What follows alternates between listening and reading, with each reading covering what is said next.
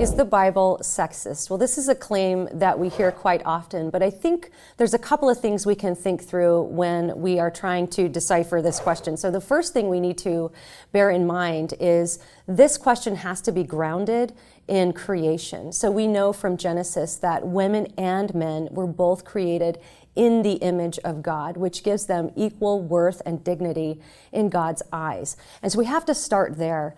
But even if we look at early Christianity as a movement, this was a very pro-woman movement. Just look at Jesus. So much of his ministry was funded by women. He respected women. He had interactions with women that would have otherwise been seen as maybe inappropriate, or nobody would have talked to women the way Jesus did because he respected them and he honored them.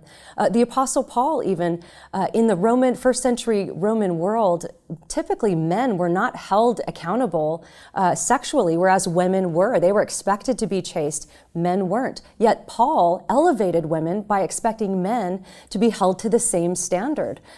They couldn't do the things that the first century Roman world said they could.